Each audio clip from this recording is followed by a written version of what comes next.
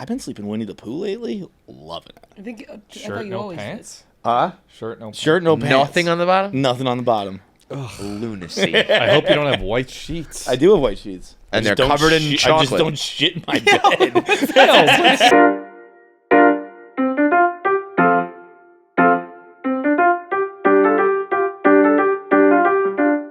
It's another edition of KFC Radio on the Barstool Sports Network. Thank you very much. It's the first day of the rest of your life. I've been saying it to everybody. I mean, the episode's out. Well, I like to talk about the nerdy technical stuff, but first we just got to talk in general. The floor is yours. Oh, I think it went pretty good. Honestly. Yeah. I thought it was a great response. I'm sure you don't even know. Dude, the only response I have, Paul Bissonnette. Biz texted me at 8:24 p.m. Hey, he watched it live. He's like, unbelievable. And I was like, that's all I needed to hear. Someone was asking me, they were like, did you guys pay Biz? They're like, his tweets feel like they should be ending with like Les Mascots partner. Like, no, dude, he's texted me so much about it. Too he's like, he's great. I think you said he's watching it like a mom. He's watching it like a mom with like the way that my mom's watching it. It's out, texting her. He said, if this doesn't finally get you on Rye, I'm deleting the app. Because the only other time me and Biz have texted besides Mascots is me trying to get a referral for Rye. My mom was sending pictures of like my nephew watching and stuff like that. I was like, pretty cool. Hey. Yeah, man. I mean, it was. I never doubted it, but also watching it rip like this is. It feels. Got to be a very validating feeling after months and months of work. Definitely, I mean, like so much time has gone into this. Like definitely the most any of us have ever dedicated to anything. Like there's so many times in the content world where. And I'm talking about putting in work, meaning like I worked on like this blog or this video for a day. So let alone like a year of writing, filming, reshooting, editing, like real work. But you know, you like pour your heart into a blog, and then like Malcolm Smutler posts some tits and gets 5x the views you get, and you're just like, why do I even fucking do this? You know what I mean? Why do I even try? Multiply that by a year. Like I said, like if you guys just got like 6,500 views and like, just like, cool, man. Like, oh my god, that hadn't even crossed my mind until you just said it. Yeah, I'm not gonna sleep tonight thinking about that. What if it had 6,500 views? Oh my god, you'd be doing this podcast alone, brother. You'd be hanging in my apartment. I'd be dead in my apartment. But like, that's why going back to the preview episodes, like you guys really did do it right, because honestly, if you just like let it rip, you would probably face that initially. Yeah. But you had Out of Order, you had Proof of Concept, 50,000 subscribers, 200 skits, a lot of views, a lot of hype. You really did the rollout. Like you guys nailed the rollout. Not too much, not too short. Like I felt that not felt too good. in your face. It felt like and I don't know why. Maybe it's easier not looking at stuff like whenever we used to like promote stuff, I was still reading stuff, so I'd see people complaining about it. Yeah. And I'd be like, oh, everyone hates this so much. Now I'm just like, hey, here's a show. Yeah. And I don't know if people are complaining about it. It really like, is the way to go is, still got to post and be involved, but that post and ghost life is much better. But like, so it was really like no shot of it. I mean, even you would get views even if it like sucked, because like that first one, like, there's too much attention. But to see how well it did do, and as much as we've been talking about how feedback and comments don't matter and you should avoid them, I don't necessarily look at what they're saying, but like general vibes very much matter. Yeah, but also I mean, like there was like, I think last time I checked there was 817 comments, which is a lot. Yeah. Like for 15 hours and a new show, and I don't know what they're saying necessarily, good, bad, whatever, but that just shows like it's not passive watching, it's active, engaged people wanting to leave feedback. Like there's, so it's always a delicate balance of like, comments, feedback don't matter, but then when, you do need that. You know what I mean? When you see your peers who are like really succeeding get this many views, this many comments, this much ratings, all that shit, it's like you gotta check those boxes to be a real thing. Right. And you guys like checked every single box. It was very close to seeing like so many people at the company like promote it as well. Like I was like, oh, that's nice. Yeah. Stunning. Some might even say stunning. I know people have been very supportive around the office and stuff like that, but like I didn't know that. I mean, if you just scroll through your Twitter like following page from 7:59 to 8:10, I saw like 100 tweets from coworkers about mascots. There was one point I nice. went through my stories, and you can like tap through stories like this. I think it was like 16 in a row, where it was just like all great. Barstool people could not be more grateful. And I mean, I know when I'll promote people's shit that like I don't even maybe necessarily like, but I know they like put a lot of work into it. It's like this can't just come and go in the wind. You know what I mean? Right. Like, so it's that times a billion. So Now let's hope everyone wants to do it for 6 more weeks. yeah, like episode 2. See what's good. Well, that's the good thing. At least I think is like if you liked episode 1. I think we just get better. Well, like, and also you guys did it right. That the pilot is a pilot, like we said. Yeah. Like now the stage is set. If you liked that, now we're getting into like the show. Right. You know? Right. So if like it's sort of like comedy where like you don't want to lead with your best joke, you want to do second best joke and close. So like there's a lot of story to set up. Yes. Like so we crammed a lot of story into episode 1, but then even more than that, like I just think we all got more. Just got better. Like not even. I don't even know if better is the right word. I said it last episode. Like I just know what I was feeling in episode 1, and while we were shooting, I assume you were feeling something similar, just like nerves and anxiety for sure. and shit like that. And I know I wasn't feeling them by the time we started. I think it's also easier to get used to the characters in episode 2 Yes. as well. I think it's funnier. I think episode 2 was just like, I mean, it's a good story, but it's just like it's funnier. Yeah. But like Yeah. we're less worried about setting up a plot. But yeah, it's easier to get used to like, oh, these are their characters. Like that's what I think Kelly might have said after the premiere. She was like, episode 1, I felt like we're still watching our friends. Episode 2 was like I'm watching the people. Yeah. 1,000%. Yeah, you got to get into your character, bro. You got to get inside the head of. I've been Marlon. mainly trying to do the fights of not looking at much, but I got tagged in a few things, be like, why are you talking like that? You're not acting like Tommy. Why aren't you acting like Tommy? I was like, I'm not Tommy. Like that's what I need people to get used to, and like maybe it's jarring in episode 1. You guys are like kind of trailblazing that for this company at least. People are not used to that. Right, but I think it might be jarring in episode 1 because like I don't act like myself at all in episode. So like maybe as it goes on, people will be like, oh, well that's just the character. Like he is this kind of gay theater. That's what I'm supposed to be doing. If you look at it through that lens, you're fucking nailing it, dude. But so I mean, on the technical side of it, I'm sorry. Yeah, One go thing ahead. before this technical side. My favorite part of this.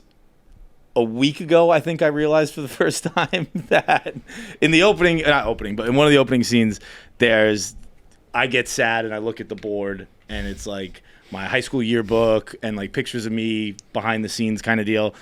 And we were talking about like what order pictures should be revealed in order to like heighten jokes and shit like that. Wait, and that's the one where they use your real picture in that one, right? Yes. Yeah. I don't know if you heard me when that picture came up on the big screen. I went, "Oh my god, that picture!" Yeah. But they were like, we were talking about what it was and whatnot, and I was like, well, the joke here is like the misspelling. And both Owen and Pabs were like, know. what do you mean? I was like, you think succeed is spelled SUCEED? I have not noticed that at all. You haven't noticed that either? I have not noticed that.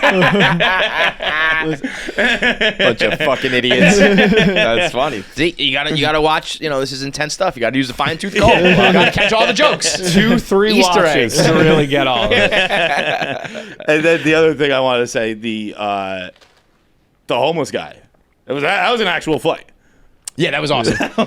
And what about the kid? That was all all real. real. That was all That was real, very. yeah. That was we obviously did real, the but real very walk funny. down from Times Square, or maybe from like 34th to Washington Square Park. That was like what our second or third day of shooting. And we're like, let's just keep the cameras rolling the whole time and see what happens. That kid was great. Like, it's funny. Like, he was like yelling back at me. No, it's not. I did not expect a 4-year-old to have attitude. I was crossing that street. I was like, I think I can't let him get the last word. That's where New York City is a great X factor. Yeah. Trying to make the show in Ohio, fucking, you're in trouble. 4-year-old's gonna start crying. I can tell you, go fuck yourself, loser. Staying on technical and audio, some of the complaints I got was audio. I'm sorry. We filmed this in the middle of Times Square with like little DJI mics that I clipped onto their mascot costumes. It's probably the. I also don't even know what you're talking about. Like, there wasn't a moment where I even thought that. It was a brief moment. There was a brief moment where we had to use ADR, which is dubbing over it. And it's pretty fucking hard to do, apparently. So, like, that's probably the one thing that I got feedback. You mean like of. you reread your lines like in the booth almost? Yeah. But like And when you tried I was to match it to your mouth. You match it to your mouth. Yeah, it's hard to do. I You gotta told get some Pabs- Gen Z motherfuckers to do that. I told Pat when I was watching it, I wasn't like, oh, this is an editing fuck up. I was like, I oh, didn't even my notice. Wi-Fi sucks. Like, it's just a little laggy right Didn't now. even notice. I didn't notice it. I was Which also it might have blown away been. that Might have just been Might have been Wi-Fi. just Wi-Fi. I do think the premiere, because I watched on the premiere, I was like, oh fuck, this is fucked. And then I went to go back to rewatch it. It must have been my Wi-Fi or something like that. But there was That's big the beauty. You can always concern. blame it. It's your TV. Yeah. Game of Thrones. Yeah. TV settings are wrong. I was blown away to learn that, like, I think you said Sinners, like a lot of movies do the whole thing ADR. Yeah. It's crazy. Like That is nuts. they do it in the booth after. Yeah. It's impossible. Because an IMAX camera is so loud that while it's filming, it can't pick up audio. So you're telling me they just watch themselves and then like then try they to hit it? Dub And it it's over. really hard. It's so hard. Crazy. Yo, actors are underpaid. That's like, again, that's like impossible to do like a single TikTok for me, Like- let alone a whole fucking scene or That movie. is my least favorite thing we've done. Yeah. I think That's we what probably I only said. did it like, what, 3 days? three. Yeah, probably Like, 3 for like days. 30 seconds. So wait, okay, break it down. So you'll sit down and be like, here's your scene. You watch it for a second, hear it with like whatever background noise, and then you're like, go. And you just have to be like, We sit in those two chairs, we watch it back, and then we just It's repeat our lines. probably in like 3 scenes. Of course, there's one where they're like 100 feet away where we can't pick up audio there, but like there's a couple scenes well, where we that's have- also, if you know, if it's the, you don't have to see their mouth, then it's okay. No, exactly, yeah, it's but fine. If Yeah, it, when but they have you do it helmets where on. it's like on your mouth, on your there, face. there was Yeah. times. I mean, we're just in the middle of Times Square. I you just know, wouldn't do that. I would just be like, this scene has a loud camera. Or whatever. Like, so like the back, like the The outside noise, I mean, ruffling. I mean, we didn't have the budget for a sound guy. Sound guys are expensive, so we Sure. didn't have budget for a sound guy, Sure. so we all had to do it ourselves. What do you need? Like a boom mic or some shit? We were like, we would try with a boom mic. Sometimes like our boom mic barely even works. We couldn't get a new one, so we're just like That's running it. It's like gun. shut the. If you motherfuckers knew what, like, it's like they walk out with Cookie Monster and Elmo Head in one bag. Like, they go make a whole series.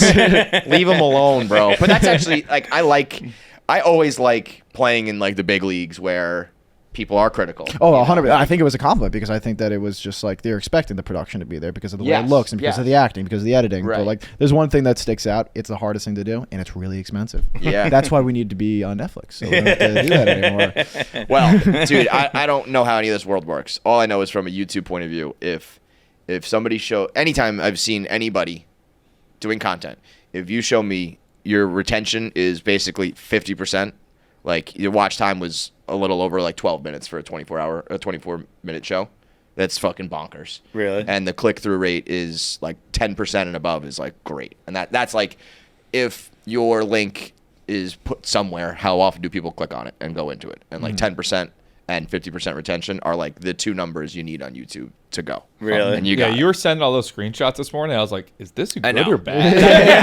I know. That's why I don't know. You guys. I knew that talked you about know, that. yeah, so, like, I'm he telling knows. you. You better know that. I read that and before anyone replied, and I was like, that question's not for me. yeah. But then, then there's on YouTube there's like sources of traffic.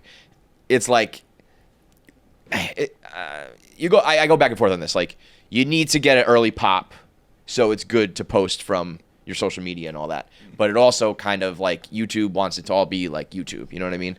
So like, let's say you had like 50 million Instagram followers and you posted it and you get like a lot of traffic, but it's not like YouTube traffic. It almost can like harm you in a way. Dude, you know? that's funny you say that because I realized on this, it felt like the YouTube viewers were much higher than I feel like They all are, our viewers yes. are usually subscribers or link clicks. Yeah. Whereas Yes. this one was like, This was like search and Yeah. like browsers, I'm and then obviously a novice speaking here, but that did stick out. that is big, and that's why I also think you got like a lot of comments and interaction, because I think when I don't necessarily, we're finally getting there, but in historically speaking, I don't think Barstool fans are YouTube people. Yes. You know, so they might go watch it and use it, but they don't have a username and engage and subscribe and all that stuff. So I think that's why you saw a lot of that. And so when YouTube sees like this is a 24-minute video and people are staying for 12 minutes on average, and like there's 10% also, click through. what you doing logging out at 12 minutes? That's when it starts getting really good. Well, so I think about that too, but I think it's more like 0 seconds, and it's a bunch of people who just click on it and they're like, I don't want to watch Yeah, this, and and then then a bunch of 24 people go minutes. 24, and it meets in the middle. Yeah. I think the first 12 minutes that are the makes- worst 12 minutes of the whole series. The whole series. I know. Of So the I whole guess that makes series sense by why far. you're dipping out, but stick around for 13. It really gets good at 12:59. But that is then YouTube will look at that and be like, we're gonna find the audience. Like, I wouldn't be surprised if like Well, Tires is on Netflix now, but like if you're watching old Tires on YouTube, I bet you'll be a recommended. Like they start to find similar shows. Yeah, it would be great to content. reach like people are just like, oh, what's this? That's what's gonna happen. That's your first one. You can't. That's where the Barstool difference is good. You had a built-in audience that went and watched it.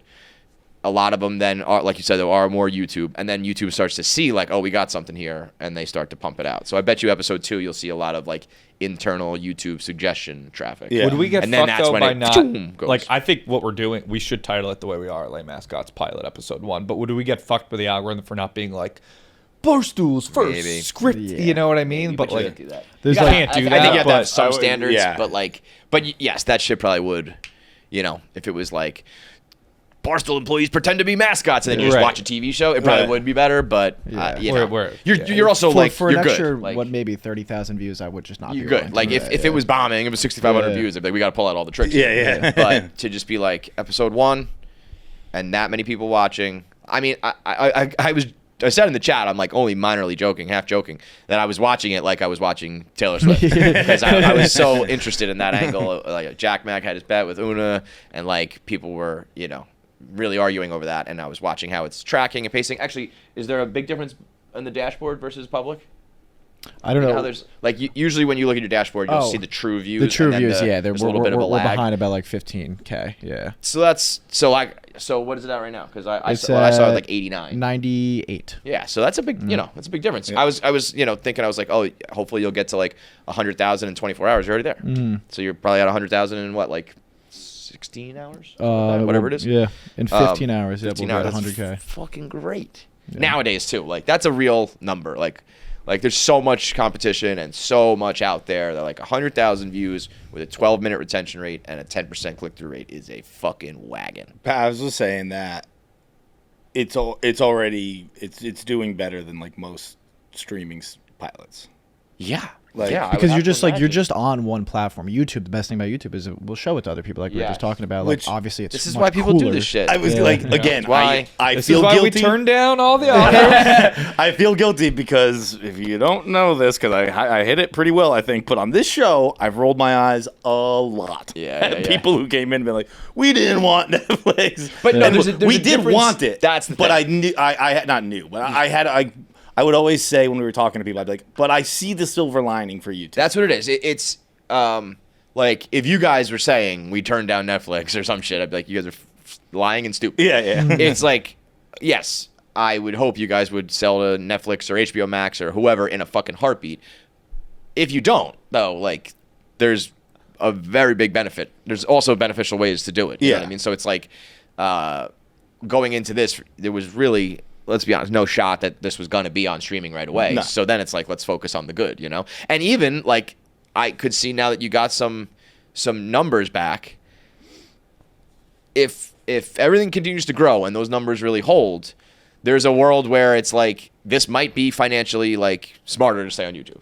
You know, Yeah, depending on what yes. the offers might be. Yes. I think when you factor in, it probably will be a good number and the credibility and the like. We're a Netflix show. There's a lot of value in that. But just like monetarily, if you start to rip on YouTube, there are people who make bank on Yeah. YouTube who, if you went to them and said, like, can we put you on, you know, like fucking Prime, they'd be like, no, no fucking way, you know, like, and those are like comics, you know, they're like, I think Josh Johnson makes like $250,000 a month on YouTube, like crazy numbers, you know. So I don't know about like television shows, but I didn't know YouTube paid like that. big. I mean, you got to be a fucking Yeah. You have to be a gangster. monster, but yeah. but yeah, that's what I mean. Like, it can happen where it's like, it's sort of like, you know, somewhat of a new age of like, if back in the day people were like, we're gonna put your writing in our newspaper, and we'd be like, we're good, dude. Yeah. You know, like, we're set on the internet. It's a little bit of that. No, I'm not gonna say you should go turn down the streamers or whatever. But when you're doing numbers like that, it's like there's real value that I would hope streamer, you know, people would see. That's why I want those like out there. You know what I mean? I want people to know those numbers. Because I mean, Barstool doesn't really like focus on that kind of stuff, like at least externally or ever for our stuff. But those are real, legit numbers. Like, having tried to do this stuff, like when I like saw those, I was happy that I wasn't gonna have to. Not that you guys even know or care, but if you were to ask me about it and they weren't good numbers, I don't know what to do. Those are benchmarks. Click-through rate and retention are it, and 10% and 50%. The fact crazy. that 10% is we're bragging as a good number just shows how little I know about you. If you were like 10%, I'd be like, oh no. That can't be good no matter what that is. Stop saying it. But I mean, I guess, logically, like, how many things do you see on the internet that you just scroll right by and don't click? Yeah. Like, So if 1 out of 10 Right, people, true. like, are we're almost 10 people in the room right now. If everyone was on their phones just like scrolling through shit, and somebody was watching the episode, you'd be like, oh hell yeah. Yeah. Yeah. So yeah, I mean, those That's a numbers great are point. Yeah. It is about 100% of shit I scroll through and don't click. and don't click at all. Yeah, and then the average person is 12 minutes. That's another thing. It's like I like stuff that. What would you say your click-through rate is as a person? So I mean, it's probably like It's like 0.01%. So like 0.00001%, 10 maybe? full ass percents is a big deal. and then how many things do you like watch? 30 seconds of. Yeah. So I actually don't do that. If I watch something, it's like, Yeah. I'm gonna watch it. It like, Bro, I look at these numbers on like my videos where it's like a minute and 30 seconds. I'm like, you can't watch that whole thing. Like you tuned out after like 10 seconds. It's only like 60 more to go. how does that Just work? go. Like, is it counting someone who's literally just scrolling by? Are they counting that as I like think 0.0? you probably got to watch for like a second each or different two. each platform has their own thing. Like that's why YouTube is kind of like king. Is that I actually don't even know what YouTube's number is. Do you know? It's like I have no clue. Like Snapchat used to be like if your eyes like look at it, like you can scroll by it I and think it's it a might view. be 30 seconds. I've for heard. you. Yeah. I was gonna say, And then, I've like, heard I might be 30. making I think I don't know. Instagram's like 3 seconds. Everyone has their own thing. Okay. And YouTube is a significant. But if I'm, chunk. let's say I'm on Twitter and I just watch the video Without within clicking the on it, tweet, I like, think they can. they can I tell. think they know now when you like slow down your scroll. Yeah. And that I don't know if that counts as a view, but it goes into something. I will Or at feel least like for a the I don't know hypocrite. about your statistics, but for your algorithm, like we're gonna feed him more of this because he slowed down. Okay. But I don't know if that would Definitely. register as a view, but it registers as they're gonna fucking get you. Like, I do feel like a hypocrite if I like make a video that's like longer for TikTok that's like 2 or 3 minutes. I'm like, well, people could just watch it, but then I'm scrolling through TikTok and I see one that's 3 minutes. I'm like, no fucking I know. chance. I've really been See trying ya. to like get in that, like I used to make 1 minute, man. Sometimes they were like 10 minutes, and then I tried to keep it. Once they expanded Instagram to 3 minutes, I was like, all right, I'm going to use all 3 minutes. But then, like, if you look at those numbers and you look at those curves and stuff, it's like any of those jokes that you used or references you made or whatever it is from like minute 2 to minute 3, nobody's watching. Yeah. Same thing as the podcast with hours. We used to be like 3-hour podcast. If you had some good shit in the end, nobody saw it. Yeah. Nobody heard it. So I grabbed coffee with a director that went to an Ivy League school a couple months ago, and I was just asking him what he thought about Out of Order. Just showed him some of my stuff, and he's like, "This is great and all, but I would just start prepping to make your movies 1 minute long." And I was like, "How come?" He was just talking about the way that attention spans are going. Like, But that can't keep happening. But no, but I kind of said I backed down. I was like, it's wrong. I think that for maybe the next couple of years we'll be wanting shorter movies and we'll still be TikTok brain and all that stuff. But I think it all comes back around. Everything it is has cyclical. to, just like books can't get any came shorter back, than a minute. it's impossible. Like 30 seconds. But like, I mean, like at some point, time is finite, and like Yeah, you're gonna yeah. run out of it. So you can't keep the advice can't keep being Yeah. make it shorter, make it shorter, make it bro, shorter. I firmly believe like everything is so cyclical, and we kind of talked about this before. I can't remember what I was using some sports leagues. Oh, kind of like baseball, like the golden at bat and some of these rules that are like trying to make baseball more watchable. Yeah. But like, there's gonna come a time where people get mad at all these leagues, like for being gimmicky. Like even the NBA is kind of starting to see it, where it's like, oh, we don't like the court this way, and we don't like some of the things they do. And there's gonna be a movement eventually where sports fans are like, I just want to watch a real regular baseball game. Yeah. And if you've bastardized your product to try to keep up with them when it's your time to shine because you like stuck to your guns, you're fucked. You know what I mean? And I really believe that like, But I also people are think- getting a little sick of.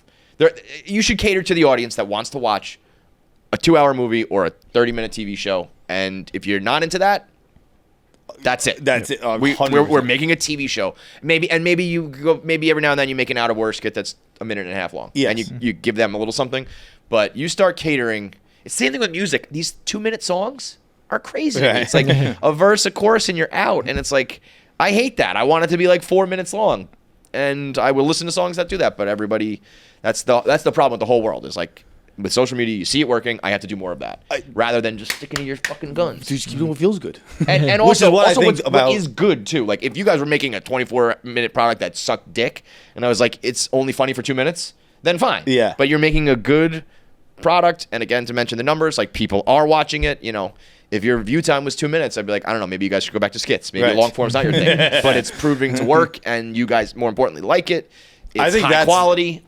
The most important proof, I think, speaking for everybody, is like it proved it to us. Yeah. Like, we were like, oh, we can make this, so we can do it another time. Like all season 1, I think I already said this. All season 1 had to do was convince us. Yes. And we already did that. Right. So long time ago, probably even before.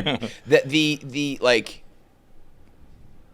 when you are doing something you actually really like, really, truly, and not just like saying that or not trying to feel that way. When you do, like, the rest of the shit really doesn't matter. Yeah. Like, if you're into a project, you want to see some good feedback, you want to see some good numbers, all that.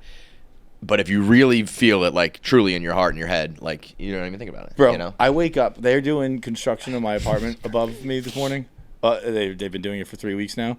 I wake up so happy, despite the fact that my cortisol levels are through the roof. Because every time I wake up, it's just, they're literally ripping down the walls upstairs, and they start at 8 on the dot. So every day at 8, a sledgehammer goes into my wall. And I pop up. If that ain't like the most figurative, like, my world just gets rocked every day. If you're going to trade crypto, do it right. No sketchy platforms, no sketchier customer support. That's why I only trust Kraken. Kraken lets you buy, sell, and swap over 300 different crypto coins without the lag, without crashes, without any of that crypto clownery.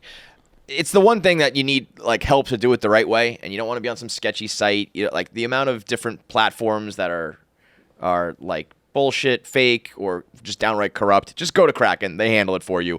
They make it as easy as possible.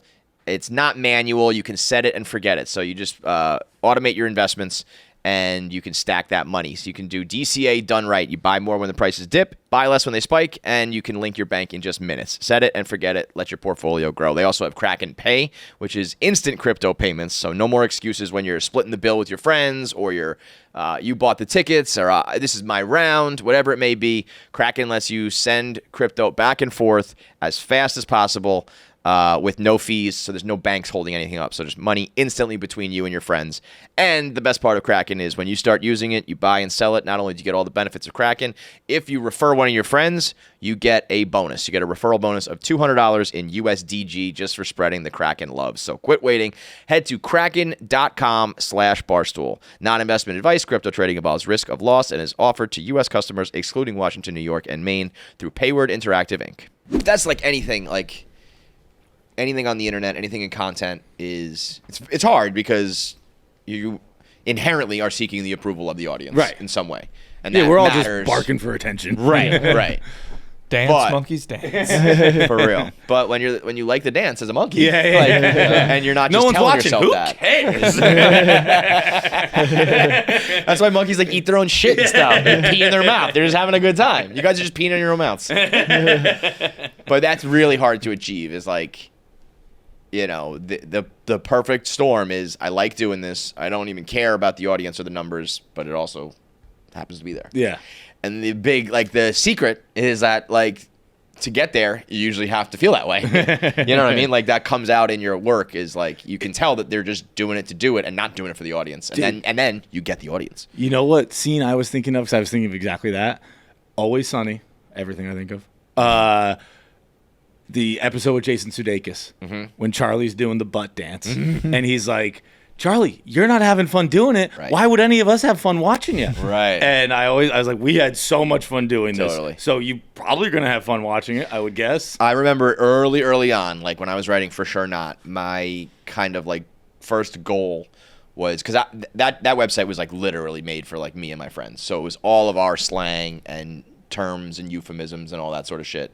And I feel like if you come across that, you go one of two ways. You're either like, I don't know what the fuck any of that means, like, see you later. Or you're like, I want to find out what that means. You know? I want to be on the joke. I want to get in on that. Crew, yeah. Right. Like, I mean, and then when people go into it with that mindset, then they're like in your world. They're not just viewing, they're like learning, and then they start to use it. Like there was, on For Sure Not, I used letters and acronyms and shit that like look, if you just tuned into it and didn't know, you'd be like, this is like gibberish. It doesn't make any sense. I had a headline, it was like all mouth, no trousers, and it became like a That's your phrase. That was masterful. That was amazing. That was great. I thought I would have had that one. That was unbelievable. fuck the guest. I would have had that on a regular day. I had a feeling I was Bro, like, you set that up good. I was in. Well, I do mean everything I said, by the way. I just happen to say this is a good opportunity to use my phrase. because I was almost thinking like I might try to use mine. Be like, I remember reading one of your vlogs and you said this, and I was like, no. You try to slip that through a red velvet door. That one didn't go well. Pat's like, all right, good. We're finally talking about him. Now I'll give my. Everyone's defenses are as high as they'll possibly be. Slip through a red. Are these made up or are these real? Those two. I made up like half and then half. But was red velvet door and mouth trousers? All mouth, no trousers. That I think is a real one. Like I asked ChatGPT for like real old timey obscure ones. I actually think all mouth no trousers is a real one. That means like all bark I don't no know what it bite. means by legging. It sounds It's like all bark no bite. All hat no cattle. Yeah. Exactly. All mouth. But like, mouth, I mean, no I trousers. understand all bark no bite, but what would Maybe mouth it's not and trousers you're not be? walking the talk like mouth trousers. Maybe that's what that Yeah, came you're from. not. It makes me. It feels. Oh wait, it makes that's me- what exactly what it is. You're not walking up You're the talking Walking the you're not talk, walking the trousers, Yeah. mouth. Oh yeah, because okay. Yeah. Clock It that. makes me feel like it Someone sounds who talks a lot but never actually does anything. Yeah. sounds strangely sexual to me. Mouth and trousers. I'm like, I don't know. It's gonna... But anyway, everything I said there really is true. Like, and so when you are like, just doing your world and doing it well, people want to be in it. That's how you get like. What's your fan base gonna be called? I mean, I guess you could just call them the Mascots, but you gotta have a name for your fan base. We call them the Mascots. The Mascots is so funny. So Owen. Wait, what is the like? Oh, Les Mis. Okay, yeah. Yeah, but it's the I didn't even think of that until Mascots. right now. I was like, Honestly, I don't think anyone did, Yeah. which shocks me because obviously it's all like. it's Lay and an M. We do even say like we make a reference to Les Mis in the pilot. Yeah. Les Miserables. Yeah. I mean, I bet you there's a good amount of people who don't make that connection. So I think Pav said some people thought it was Lower East Side. Yeah, that's right. Hell yes. I mean, once I heard like 10 years in that PFT didn't know that Pardon My Take was like the reasoning behind that name. He didn't? No. Oh, Wait, I did what? not know that. He didn't know. I mean, I guess you never know with PFT. Maybe it was PTI a and bit, First Take. but he didn't know that it was Pardon the Interruption and First Take like put together.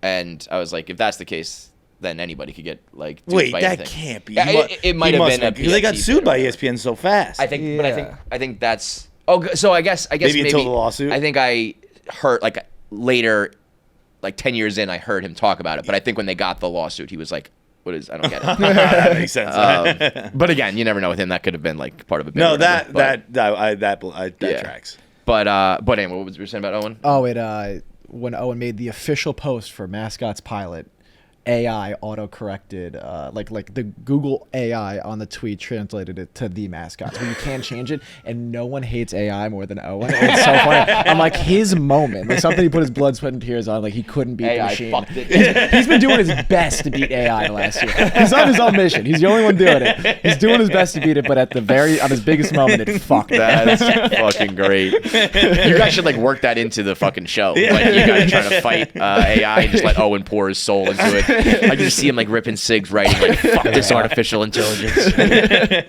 That's hilarious. Marlon and Henry would hate AI. We don't even like CGI. So when you guys like got those characters, I mean, it's pretty. I think the characters are like pretty straightforward. But was there any was Owen like, no, you're not doing it right, or like, I view it this way. Like, why are you doing it this way? And like any push and pull on that, or was it just like you're a little bit gay, you're a little bit idealistic, like that sort of shit? I wouldn't say it was like outright you're doing it right or wrong, but like I think Henry is not as originally conceived. Okay. Like I remember like the Interesting. first time we shot the opening day, I was like kind of playing it a little more like cool guy. Yeah. Like I don't really care, like we're just chilling, who gives a shit? And then we reshot opening scenes after we had shot some of the show. Yeah. And I was like, I don't think I'd be as like I kind of got that vibe. Is the conversation with Ari a reshoot? yes. Because even that I felt like was a little like you were kind of like laid on the couch, just like, yeah, like what's going on? Yeah, yeah. And then as that episode went on, you are like, is that my phone? Sorry. as that episode went on, you're more like you care and you're into it. It was very much one of those things like you really don't realize who the characters are until you start like shooting and interacting with each other. Right. And then it was like, never mind. Henry's more like Marlon than he is like cool guy, some whatever. cool guy. Right. Yeah, I think for me, like I remember when we were talking about like how, because I changed my voice like a decent amount. Like I think Owen said like, talk like Francis but gayer. That's good direction. And that was kind of like what I kept in my head. I was going to say, if that's what you did, you nailed it. Where it's just like... I remember when we were walking to Washington Square Park, you were like making a point to hit your enunciations. Yeah. That's very Francis. I want to hit enunciations, hit some incorrectly, like Beyonce. Because I think the whole point is like Marlon like trying, thinks he's a lot better than he is. Like he's very like, you know, over like on a state or on the red steps, like this is my big moment, like I have to do this and that. It's a little bit Mac in my mind. Who? Him from Sunny. Like I think like a little bit gay and like a little bit overconfident and like, you know, thinks he's the best and I think there's a lot of Mac in a lot of the characters. I can see that. Like that confidence of which again is just any character who's confident, but Mac's the one I know the best. I think both, specifically Marlon, but all characters are like acquired tastes, maybe. Yeah. I think that at first, like we don't want them to be overly likable people, but we will eventually see sides of them, I think, that are more human. Which is cool. That's what we've been saying all along, is that there's like some real guts to this. Yeah. You know, like I think people will cry watching this show. I think so. I think that there's a couple moments that I was just like, wow. Like watching them do it behind the camera, I was like, I'll tell you right now, if I cry at your show, I'm killing myself. I was gonna say, what are you guys talking about? I think there are some emotional scenes. There's two monologues by both of them, and I was like, that's incredibly impressive. Great writing by Owen, and they execute it perfectly. Where I think if you're a really, really, really sensitive person, you will cry. Honestly, but even like some of the fans who were at the premiere, I think will like, there are people who fucking love you guys. Oh, the only reason I'm saying is because people have already said I cried. Yeah. Jackie's, well, she's not in here, but Jackie's one of them. Wow. Yeah, I mean, but even just like talking to some of the fans who are like at the premiere, you know, sometimes you just forget that like there's a lot of people out there who are like really fuck with your shit. Yeah. You know what I mean? And it's really cool. Yeah. Like, but you forget that because there's so many people saying I hate this, and that's who you're thinking of. Totally. There's plenty of people who really enjoy it. As I just said to Paz, like I like that we've always played in the big leagues. Like you're always getting compared to the best. We're in like the comedy section of podcasts. You're being, you know. Yeah. But it's all, but then you forget, like you feel like small fish in a big pond, and then it's like, but if, you know, if I'd be in this pond, I'd be the fucking man. You know? Like, it's good to remember that and good to like see that. I think that's also why, like, if you're a comic or anybody, a singer, whatever, like, there's a ton of hate. But like every time you take the stage, when your thing is live and every night you're getting validated with anywhere from hundreds to thousands of people, like laughing and watching and coming out and spending money, that outweighs a million bad comments. You know what I mean? Yeah. So doing things like that go a long way, I think. To the only way to get validation on an internet show is from commenters, and they're gonna be me. Well, so it's almost unless you're able to get internal validation. That's my only complaint about this show is that, and it's not this show, it's shows in general. Doing the show, I've felt more like playing sports than I ever have, like since playing sports. Whereas like we have a team, everyone's got roles, we gotta handle it, figure it out. Like you do your part, I'll do my part, all that shit. And it's really cool to feel like you're on a team again. Yeah. You don't get to celebrate with your team, which sucks. I guess like after a win, you're like high fiving, but never this, like a big hug, like fuck yes, dude. Like, well, maybe you got to do that then, though. I don't know. Maybe you got to like manufacture that a little bit. That's why I think sometimes doing like corny work things, like outings and shit like that. They're corny. Premiere a little bit. A little bit. I was missing a hug last night. You're all just sitting on Not like I wasn't sad. I wasn't like, oh, but I was like, fucking Pavs needs a hug right now. I watched this. I guess I'll go fucking take a shower. I watched it and then I just put on the socks and I was like, all right. I know. It's like, I ate some ice cream. There goes, like 10 months of work. Just like, there it is. You know, like, okay. All right. What's next? Like, but that's also why. That is the crazy. I was seeing this last night where like the bummer of it is, and it's not a bummer, obviously, but like, speaking for me, it's a dream come true. Yeah. It's a literal dream come true. And it's like, gotta go to work tomorrow. If you told me like 3 years ago that this would happen, like I wouldn't believe it would be about the biggest dream like to ever come true, and I would not believe you. And then it just happens, and you're just like, all right. Well, there's good and bad to that, though. There's good and bad to that, because I think everybody here who succeeds, and everybody like on the internet in general, and content and entertainment, if you're really good, like it's really just like next thing up. You know what I mean? Like you don't really rest on your laurels at all, but there is a balance of like celebrating your wins as well, that you need to do that, and that ain't, you are at the wrong company. Like I absolutely think if you worked, I don't even know, there's no like, I don't know, if there was another company like us, like there's for sure a world where other companies, you would have walked in today to like balloons and fucking like a surprise party, congrats, like there would have been a party for something like this, you know, and we just don't do that. And but like that's not, I don't mean that, I just mean like, no, but if that was happening, you would feel that, and you'd get your hug, and like it would just be a reminder that like we got a lot of that. I was gonna say like around Barstool, I don't mean it from Barstool, I don't need it from anybody, but I just mean like, there isn't that big like, yes, fuck yes. Yeah, like a clock expires. And you got Well, that's also though, I mean, I really don't think anybody here does a lot of what they do for the money, but when money is like the key indicator of success, you know what I mean? Like if there's a bunch of sponsors and interest and all that, it's like, oh, if people are spending money on it or interested in it, we fucking smashed it, you know? Because like there will always be good and bad feedback. There's no way to like really quantify it or tell until it's like people are knocking down your door for it. We must have done something right. You know? It's not actually the money, it's the reasoning behind it, you know? We'll do those hugs, I was saying, after the final episode airs, like maybe a week or two after, full cast and crew, steak dinner. Season 1 or final? Oh, after season 1. We're not waiting 12 years for a dinner. But I still mean, like, I'm not strictly talking about, like, just embracing and congratulating each other. I just mean, like, the time aspect. Like, a goal we won the or thing. we won. Yeah. That, like, that's the... Because, again, I just, this whole time in this whole process, I've been like, I feel like I'm, like, playing sports again. Like, this is cool. And that's just the one piece that's missing. Yeah, it's like you either get drafted or you win the game or whatever. You get called up. There's, like, a moment to celebrate. This is sort of like... We just got to win a fucking Emmy is what it comes down to. Or a Golden Globe. Phoenix is the first drink that combines everything you need in one can. This is not your typical energy drink. You've got energy. You've got immunity. You've got great flavors of all kinds. This is one of the more popular launches we've done in a while. Everybody who is an energy drink, it's a good crack. It's a good crack. It's a sexy can. It's a great logo. And everybody who is an energy drink person at this company is like, this is... been inserted right into my rotation. Any of the other ones they've been drinking, they're like, it's just as good as those, if not better. It's my new go-to choice of energy drink. No jitters, no crash, just sustained performance when it matters the most. It's built for people who like to answer the call and need to be at their best when everything is on the line.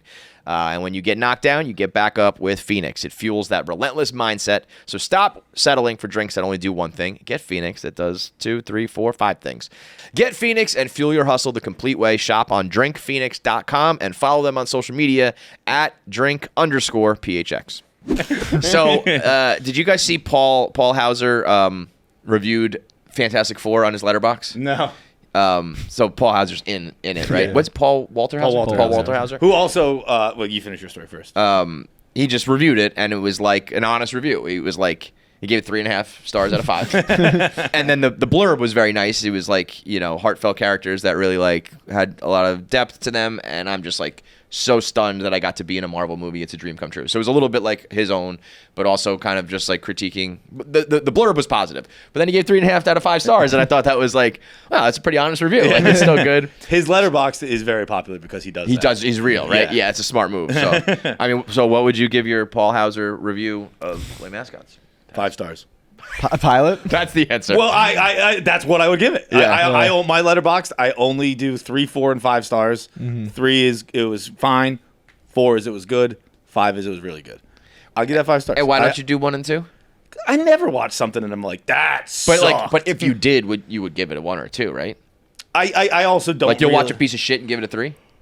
I guess I don't really watch a lot of pieces of shit, or I don't. Would you really, bail on it and not review it? Like I watched that War of the Worlds yesterday or the other day. Like I did it for fun. Yeah, I did not put that in my Letterboxd. Right, you're not even. But like I basically just won't even dignify it with my opinion. I always have that with movies where like it'll take me so long to decide what movie to watch. I'll scroll through. I'm like, I'm not gonna like this. I'm not gonna like this. And then after every movie I watch, I go, that was good. Pretty much every movie is pretty good. I'm not gonna give a movie 1 star. That's crazy. That's why I've always said the world needs more like regular, honest reviews. Because if you are a movie reviewer and it's your craft, you're gonna take it seriously and like that's all you do. You are gonna give out ones. Yes, you are course, gonna like pick it apart. But just like an average person being like, did you regret that last 2 hours or not? That's what I need to know. Yeah. You know, because if a regular person is just like, I wish I did not do that for the last 2 hours, that movie fucking sucks. Because I think most people go, all right. But I also like with reviews, like I don't talk to people about movies I don't think they'd like. You know what I mean? Like if I see a movie that like I know you wouldn't like, I'm not gonna be like, Kevin, you should see this movie. It was really good. Yeah. I know it's not your style. I also the review style is what drives me crazy. Like if you talk to your friends the way that some of these movie reviewers write, you're a fucking lunatic. I was just like, how was that movie? And you were like, an opening scene that pulls at the heartstrings but falls flat ultimately when the blah, you know, it's like, what? Who fucking, what is that? So yeah, I think maybe we should just have like real, honest, but positive reviews of Les Mascots. I just want to hear the people being like, I liked it. Me and my friends liked it. Done. I actually want to read reviews of those other ones. I want to read like the serious ones? The like Letterboxd people who do full-on reviews and they're just a regular-ass Letterboxd user. Are we on Letterboxd? No. You can't be on Letterboxd. You can put a pilot on Letterboxd, but I don't know. Yeah, I thought it wasn't even TV. You can do movies? You can do a pilot, or you can do I believe, yeah. Pilot. Interesting. We can definitely get on IMDb if someone would like to make that. That'd be awesome. But it's just... well, I don't know. In talking to Kroll after he wrote his article, he was like, the best way to sum it all up, he was just like, if this was on a television show, like a streaming service, you wouldn't bat an eyelash. Right. Which I think is like the best thing you can hear. You know what I mean? Like, I feel about the Midnight Bean when people were like, this tastes like a martini at a bar. It's like, that was my goal. That's it, right? That's it. I would love somebody to be like, the espresso notes and the vodka, amazing, great. But if someone's just like, oh, this tastes like a bar. Aroma. Yeah, the tannins or some shit. By the way, before we get off Paul Walter Hauser, I read a quote from him the other day that I thought was so cool that he's like, I don't know, I told like 70. They asked him about being in a Marvel movie and how they have NDAs and you get so secretive and stuff like that. And he's like, look, I followed the rules. I didn't tell people I shouldn't tell and stuff like that. He's like, but I'm not going to pretend I didn't tell anybody. He's like, I told probably 50 to 70 people. And he's like, I told my family, I told my friends. I told some strangers I was taking pictures with. Did you see Kumail Nanjiani on Mike Birbiglia's show? I saw some clips. I saw him talking about meeting Musk and Zuckerberg. That was funny. No, this was about the Eternals. And he was like, it shattered me when that movie flopped. He was like, needed to go to therapy. For a couple, on a personal level, he was like, I realized how much my happiness and personality is tied to what people think of my work. So kind of everything we've been talking about for the last couple weeks. But also, it's tough. I really sympathize with that position because, like, you guys have been very measured. People might hate this. It might flop, whatever. When you sign a Marvel contract, they sign you up for 6 more movies. They sign you up for. He said it was a 12-year deal, and it talked about. I might get the numbers wrong, but I think it was like 12 years, 6 movies, merchandise. They got to cover all that in case it happens. So he was like, I'm signing all this, being like, this is the next decade of my life, and this is like I've made it, and this is what I got to focus on this, and I'm gonna be on a fucking lunchbox, and I got to get my agent talking about what's my cut from like lunchboxes, and then. None of it happened. Like it flopped, and he was like, and then it's just like, I'm sure the people in the offices just crumple that up and throw it away, and you're just left there to be like, oh my god. Especially him. I remember everybody talking about how he got jacked and shit for fucking nothing. But yeah, it was a long amount of years and like many movies, and it's just because they have to plan for that contingency, and if it doesn't happen, it doesn't happen. And he was like, it wrecked me, and I can really understand that. Like other projects, I'd be like. Don't count your eggs. Like, you should be measured. That's on you. But if Marvel comes to you and says, "Here's our plan," and everyone else it's worked for. Because that was kind of the beginning. That was like the first one. That flop. I remember being super excited for that one. I was like, I think I'm going to like this the most. And then I was like, this ain't it. Doing this does make me want to be less critical of like movies and shows. Because totally. It's like we worked hard. It's like I know how hard we worked on this and put it all in. It's like now if I like, even if I watch a terrible movie, I'm going to be like, well, I bet they had a really good time making it. They tried. I bet everyone did their best. That's what I was saying about if Tommy's turned into everyone did their best guy. It's real though, because it's like I'm just picturing Tommy in like gambling caves in the future now. Like, well, I don't know. Jazz Chisholm did his best. That is funny. Yeah. You applying that to your sports fandom is very funny. Fucking Aaron Judge was in the crosshairs. He was Aaron like, Judge, get rid of Aaron Judge. In the cages in. I might be no more negative Tommy Yankee fan. Sign Aaron Boone for life. He's trying his best. Aaron Boone. You don't think Aaron Boone wants to fucking win? That's fucking great. All right. Anything else on mascots before we wrap it up? No, I'll go swap. Thank you for watching. Thank you for supporting. I mean, if you're one of those first 100,000, you are like the. There'll be a day that those people are like, I watched the premiere on YouTube, that first episode. No way, man. Now they're making $1 million each an episode. And it only gets better. Yeah, I genuinely do think it gets. If you liked episode 1, I genuinely do think. But that's also like yes, from a plot point of view and all that. But like just logically speaking, like you guys are going to get better at acting as the show goes on and as the seasons go on, and as you know, so it's like it actually does just get better. I do think episode 2 is much better than episode 1. Yeah, and it's also just like we got the plot rolling now. Like, you know, so there's just a lot of setup and shit like that. Yeah, definitely. Congrats, boys. It's awesome. Thank you very much. All right, Jackie in Beach House Week 3 coming up. You know, there's not. I think we just gotta see what this week brings. Can't really preview too much of it. You guys just. Dave just had a tweet about Rico going. Oh, what did he say? What? He said, "Hold on, let me." Well, this is Nadu weekend, right? Or at least Nadu Day. Yeah, is so this weekend? Nadu is supposed to come Friday. I mean, if Rico was not prepared, the plan is maybe go to DJ's, see if Nadu could go, and I don't know what's in this clip from Marone.com, but Dave retweeted it saying, some would say, not me, but some would say not going to the Jersey Shore for the beach house in your entire existence has been West Bar at DJ's makes Bosco a fraud. Thankfully, I won't say that. Rico said he's coming next weekend because he's going to Saratoga this weekend. I've been pushing him. I'm a rider. He's my teammate, you know, but there's some truth to that. That he's got to go? It's just like DJ's is his thing, like...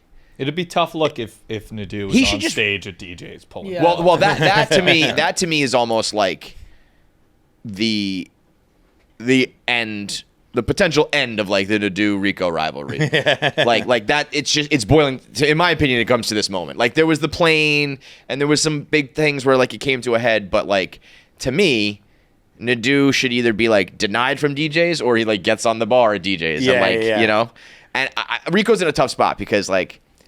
If it was me, I would call Fun Anthony and I would call these guys and be like, yo, don't let him in. They're probably like, that's like not allowed. You know what I mean? Like we just. I mean, Fun Anthony would. Can you put him in a tall tee and Tim's? I would hope. What's that? So can you put him in a tall tee and Tim's? Then I can keep him out. But right. Make sure Nadu has a backwards hat and a jersey on. Wait, what? Because like bouncers will be like, you're not allowed to wear Timberland or whatever. You know, racist people, but. But like. For the sake of like the content, I would hope that my friends would at least like when the cameras are on, like deny him, maybe he gets in, but like make a show of it, like we're Rico people, you know. Flip side, if Nadu gets in and there's some bartender who doesn't know or doesn't care and he's giving him grails and lets him on the mic and he can touch the blinds or whatever, like Rico's got to kill himself, you know. It reminds me of the Brady-Richard Sherman rivalry. Okay. And they had this rivalry going back and forth and all this stuff. And then Super Bowl, whatever it was, the Pats Seahawks, when Brady didn't get the picture of Brady not getting off his knee. It's Richard Sherman. And honestly, what happened in the moment is the picture looks much, much worse than what actually happened. But it's Brady taking the knee to win the game, and Richard Sherman standing over him with his hand out, and Brady just looking the other way. Wow. And what happened was he was just literally looking the other way. Right, and it was a 1 second when he thing. saw him, he got up and shook his hand. Totally. But it looks like in that picture, it's like, fuck you, I won, this is over. Yeah. And I kind of feel like that's Nadu on you know what's stage. another example of that? The like I think the best sports picture of all time, the Muhammad Ali picture. where he's standing over him like flexing, is like a split second. He's just that's it. Like, it's not like he like Allen Iverson him like he was just like quick flex and the guy grabbed it and it's like the most iconic picture ever. But yeah, to me that's like this is it. All of the talk and now we have the setting, the bar, the cameras, like all of that. So, but also just like I mean, I don't know. I frequented the Jersey Shore a lot if I was like I don't know. I did talk about Parker House a lot and all that shit. So like, I guess you could make the argument if it would apply to me too. Like, why aren't you there? But I don't know. It was like it was like his personality. You know what I mean? Yeah. I think it really comes down to like if Nadeau pulls a Latina that night because that's just a crazy phrase. You're right. But it's just like, did you fucking a Latina that night? Rico's saying like he won't come because he doesn't want to like strike out, like show that he like talks all this game about all these Latinas and then strike out on camera. We were on FaceTime with him the other day and he's like, listen, like there's not a lot of like black girls and Latinas down there, and it's like we can't change the demographic of Madison, New Jersey. You gotta work. Also, you gotta hand your dealt. What is it? A stuffed pond? What is it? They play foot. Is it called stuffed? What do you call it? When they put the you gotta get salmon in for Nadeau to come. Put them in those tubes and shove them in. Just throw some Latinas in a tube and send them to Jersey. Also, like, there's a lot of racially ambiguous people I've seen. I was gonna say, I can never tell if anyone's black or just really. It is like obviously it's a white.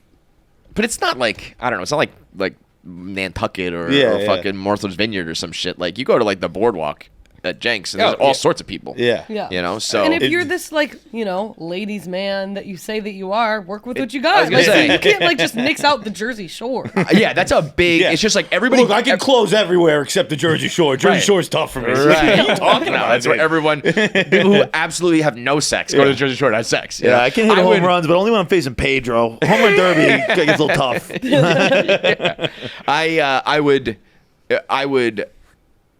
I would stack the deck on that one. I would pay like 5 escorts to be at the bar. Which one am I picking today? Look at my haircut. The douche here. There happens to be 5 and only 5 Latinas, and they're all on me. Thanks for coming, Luna Star. Steve liked that one, huh?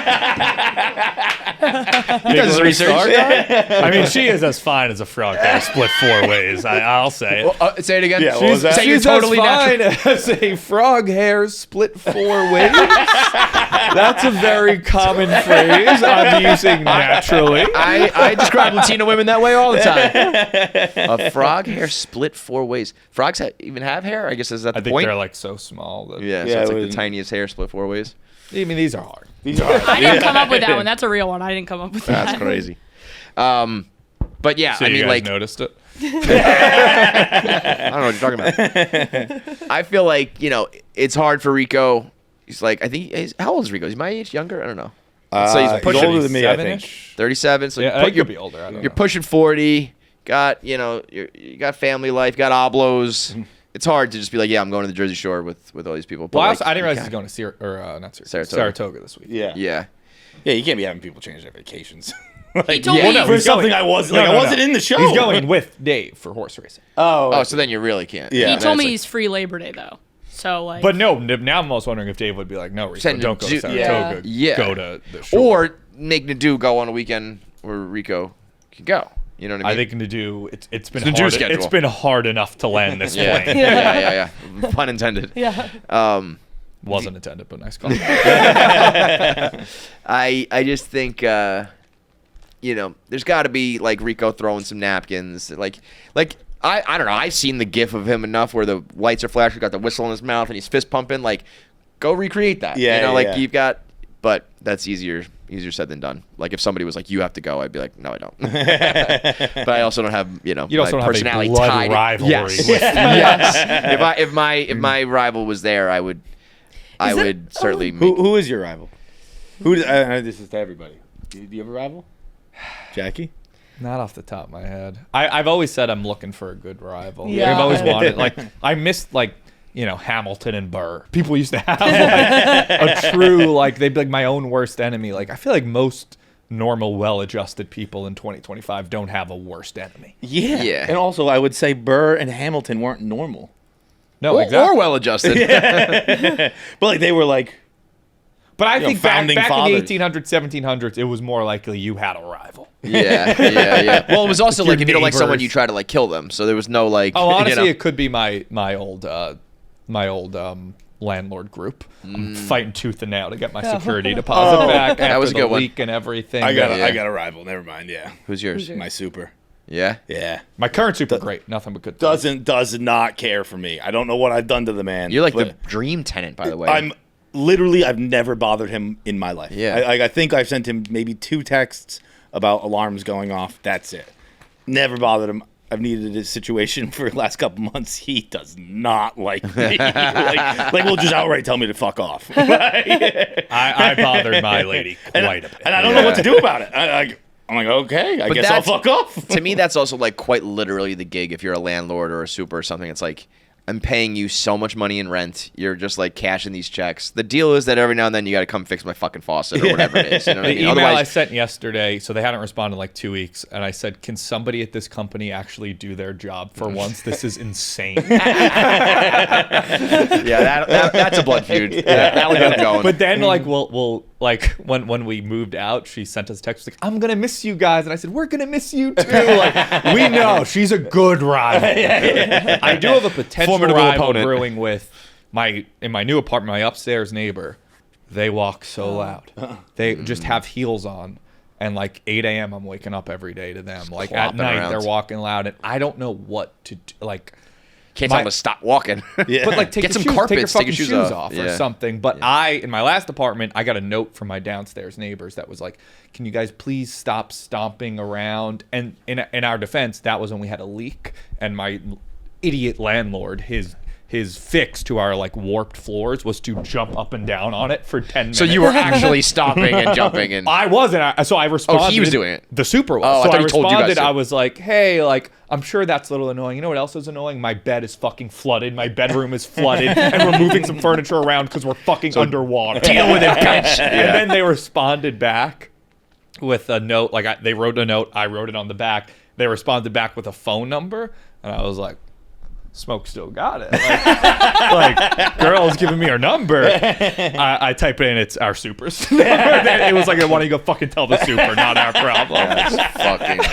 That is a formidable opponent. I would be like, now I'm interested in you. I'd say my number back to that. It's a good move.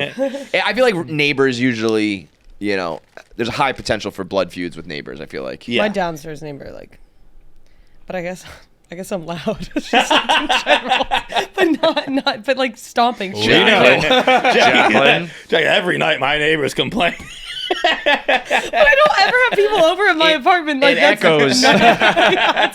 I'm never going to even, the word echo will just forever be echo. I still can't believe they're like, it's that or the audio.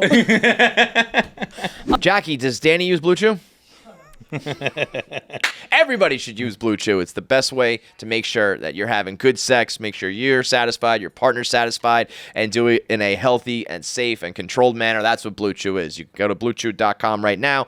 You can talk to certified licensed professionals.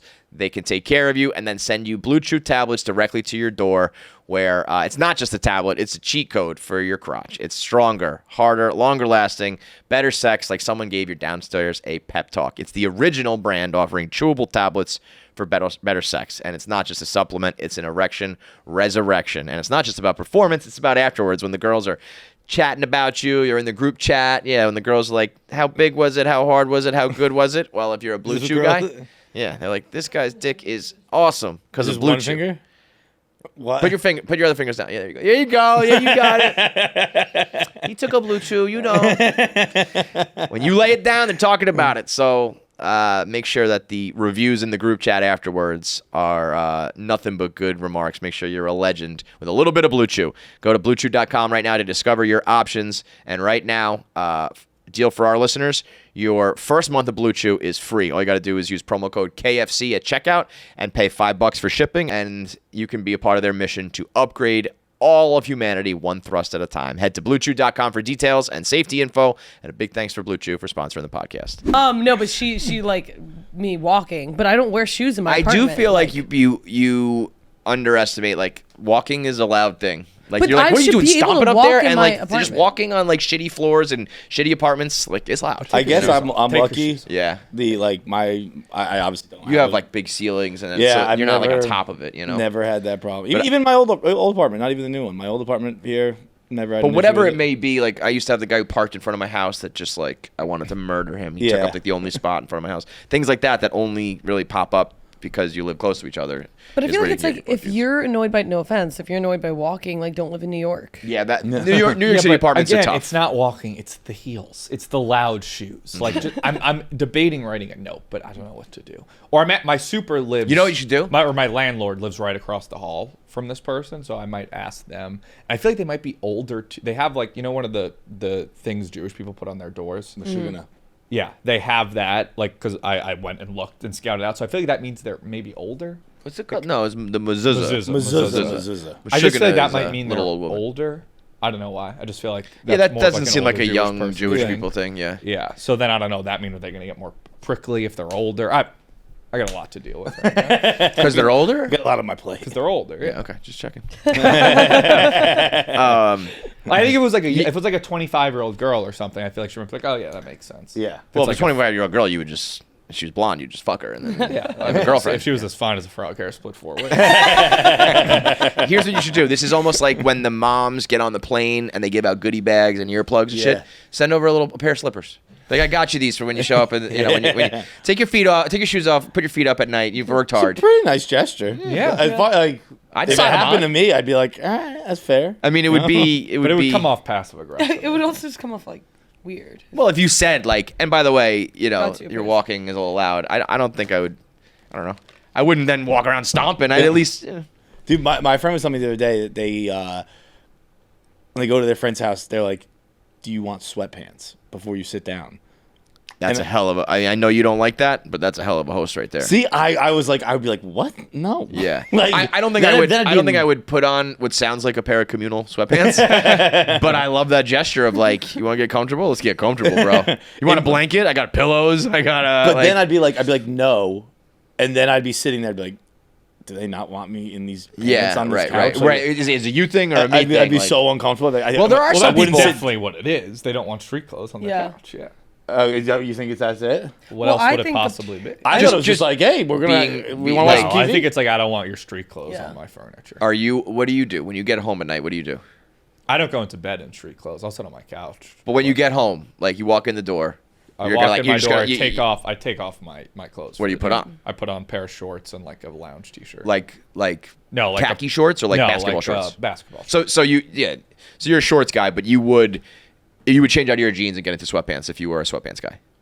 1,000%. Yeah. Like in the winter. These guys don't. In the winter, I'll get into sweatpants. Yeah, he doesn't. I do when my day is over, but that's not usually when I get home from work. Right. Like I'm usually gonna go. To me, like there will be a pile of clothes next to my front door. I'm like in and out, like Yeah, I don't. And if it's like if I have like a weekend day that I know I'm not doing anything or whatever, like I will change out of. I'll like take a shower, change out of like the sweatpants I was wearing, put on new sweatpants, wear that all day long. Really? Yeah. Like if you have like a Saturday, let's say, and you're not going out, there's not even a prospect of you going out. You're tired, you've been run down, you're like, I'm having a day where I binge, like whatever.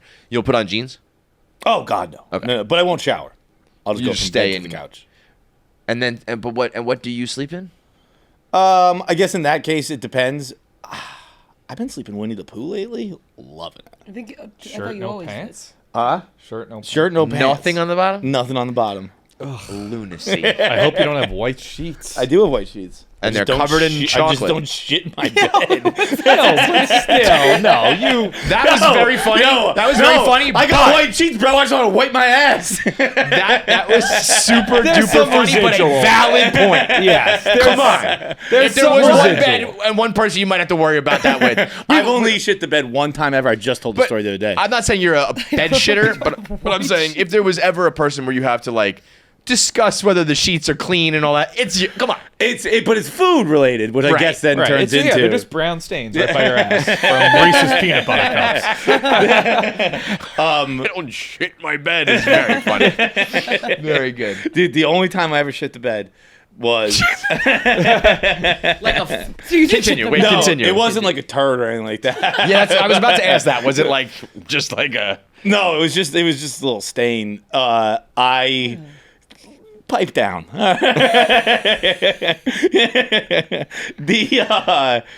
I was in Amsterdam and I got food poisoning, I think. And I was sharing a room with my brother. And I woke up. Oh, that's recent. Yeah, oh yeah. I was That was after Bert. Full on adult, yeah. Yeah. and it was you shit in your brother's bed.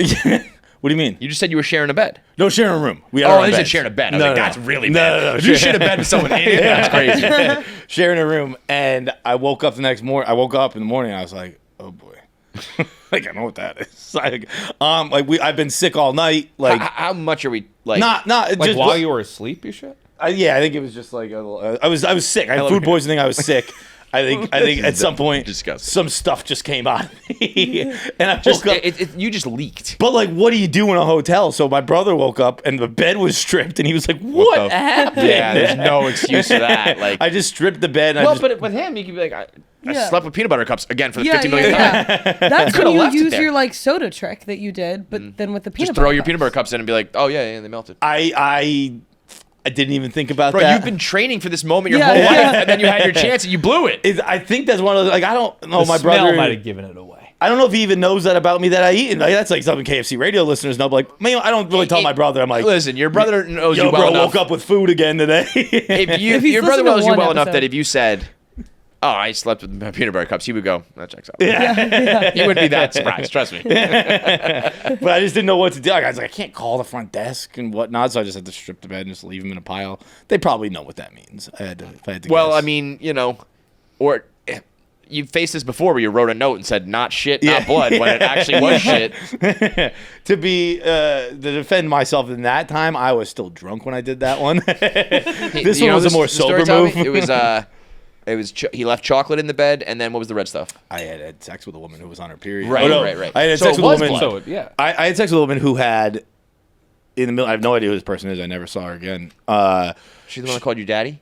No, different girl. I know that girl. The first girl to ever do it. Yeah, in the history of the world. But I was at the fucking Hyatt, I think, in the one right on Boylston in Boston, and I woke up, and it was literally like fucking Godfather, where I lifted the sheet and I was just like, what the fuck is happening? Like she had a period. Like it was a lot. You did your big one, girl. But I felt that when she left at whatever time that was in the morning. And so I stirred and I woke up and I was like, Jesus Christ. And again, still drunk. So I was like, I'm just going to go to the other bed. And I got like a Snickers bar out of the fucking mini bar and ate that in bed and then fell asleep and ruined woke that up. one. And I rolled on top of it. So I had a bunch of chocolate and a bunch of blood on me and was like, what the fuck? Oh my! I thought the note was not shit, not blood, but it was It blood. was blood. Oh yeah. No, it was Blood, not shit. It was sloughed off uterine wall, baby. It's kind of like skinny of you to, like, if I was eating a Snickers bar, I'm staying awake the whole time. I'm not like fall, like the fact I'm eating that the you whole fall, thing. yeah, I'm eating the whole damn thing, start to finish. So skinny. So Really? skinny, Very skinny of you. What is that? Yeah, that's like I don't know. Just sounds like when a TikTok girl's like, videos. "That's so skinny of you." Like this. Yeah. Anyway, I don't even know where we're at. I don't where like how do we the get bed, there? shitting the bed. Yeah. Oh, neighbors. It was neighbors and bed supers. It was all that sort Yeah. of talk. Yeah. Oh, Who's your so rival, who's your op? Kevin? Yeah. Yeah, who's your op? Who's your Who's your rival? op? Shit in the bed. The girl that had a period in your bed. That's her rival. I would say at one point McGillicuddy was my rival until he came in here and it was such a bad performance that I put that one to bed. Dude, what was I just watching? A Boston thing. I don't know. Patrick was. But the cop was a Boston cop. What was I just watching? It's a Boston centric movie or show. Karen Reed. Yeah. No. The town. No, but I did watch that this week. But whatever. But the officer was named Officer McGillicuddy. And Of course, I mean, there was some. Oh! Was it Happy Gilmore? No, I haven't seen Happy Gilmore, but I did just watch. Is it Wind River or no? What's no. It was like a comedy. It was like lighthearted because they were busting his balls about like being from Boston and like parades. I think The Heat? there was no. It was a recent thing. I feel like, and I was I was like, that feels like a reference to Patrick McGillicuddy. Yeah, I mean, if it was made after all that, I think it was recent. I really wouldn't put it past it because that got legs enough that was on like CNN and crazy shit like that. Officer. But when he came in here and was so not. It was funny. so. I was like the worst moment of my career because it also was like I would have done that rivalry till we were dead. You know what I mean? That would have been fun forever. And I was like, well, we're never doing this again. Well, this dream's over. This says McGillicuddy reference in Garfield movie. No, this is gonna drive me nuts. Yeah, because I feel like I watched something recently with that as well. But that was my. I mean, I've had a million like internet beefs over the years, but they all kind of come and go.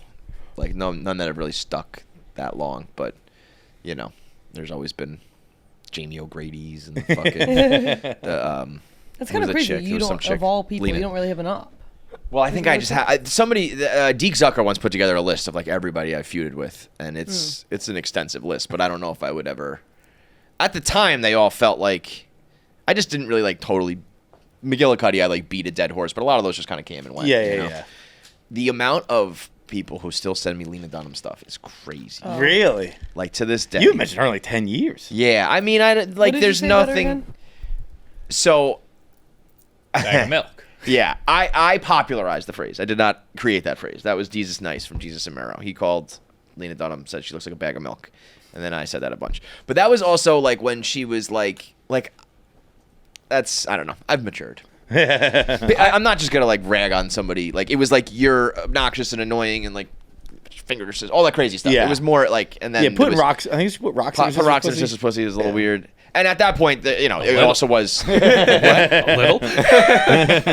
At that point, it was also like scumbag blogging. So it was like there was just like talking shit like that. But now I'm not just gonna be like, look at this person not looking good. I don't know. But people want me to like all the time. Like every time she pops out, they send me stuff, and I'm just like, I'm all set on that. I actually heard her new show's good. I haven't seen it. I've actually never seen any of her. I've never seen Girls. I've never seen any of her stuff. Yeah, what is her new show? It's something British. It takes place in London. It's like Too Much, I think it's called. Too Much. Speaking of creating phrases, you said bag of milk. I've been wanting to get this out there. I'm not sure. I'm going to say there's a 22% chance that I created or popularized the phrase "it's like watching Picasso paint."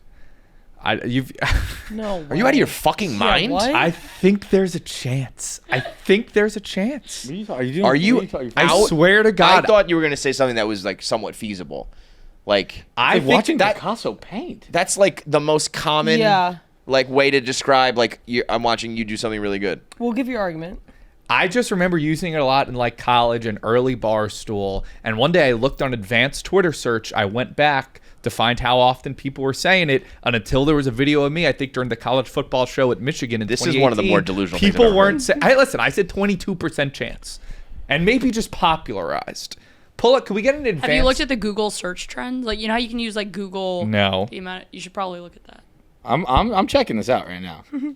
I looked at it one time and it was like very not used. I feel like that's in like, I feel like the reason why you were using it as a kid in college is because it was just a very common phrase. I mean, this I've always said, by the way, these are great like little gimmicks to run because you can't prove these things.